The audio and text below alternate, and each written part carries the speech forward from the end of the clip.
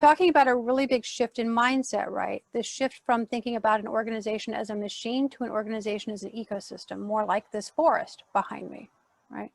So that's the thing that will take some time. In the meantime, what I'm really curious about for you and for everyone else listening to this is, how would you assess the health of the business people being involved with the delivery team?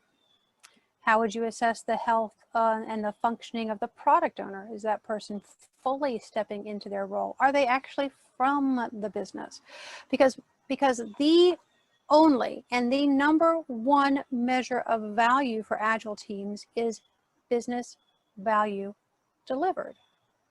But somehow that seems to be so hard for most organizations to measure that they sort of sweep that one under the rug and pretend like it never existed. It's so confounding to me. I'm like, well, why can't we just measure what we delivered, right?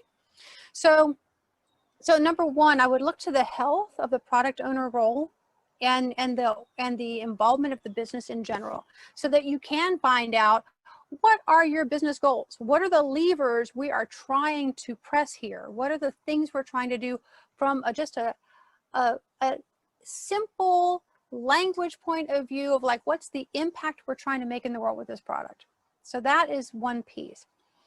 The other piece is, if you have that, but you don't know how to measure it, or if you don't have that partnership with the business, you can start putting into your product backlog stories that will measure the impact of what your team delivers.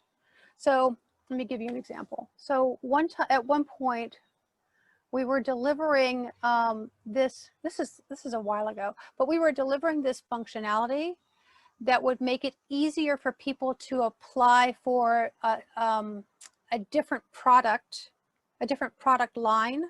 It was a credit card company, a different product line from what they already had. And so what it required was a lot of jumping through hoops, because they were in two different silos of the organization, whatever, and it was really sort of hard to get done. But we did get it done.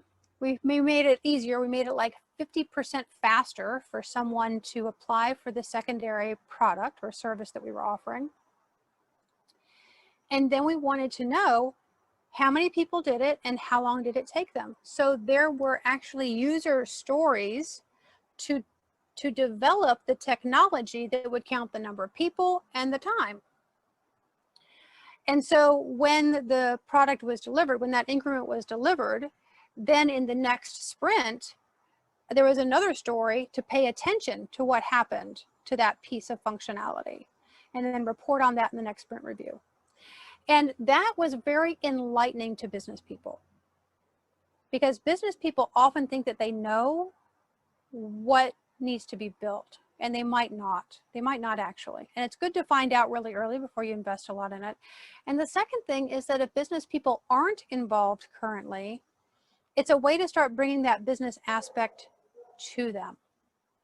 Now, also, the world has advanced a lot related to this. I would really encourage you to look at David Bland and Alex Osterwalder's work on testing business ideas.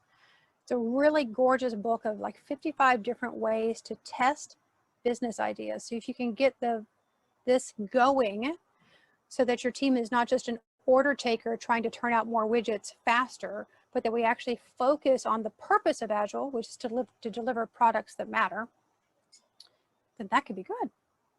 So there's a lot of help for this one.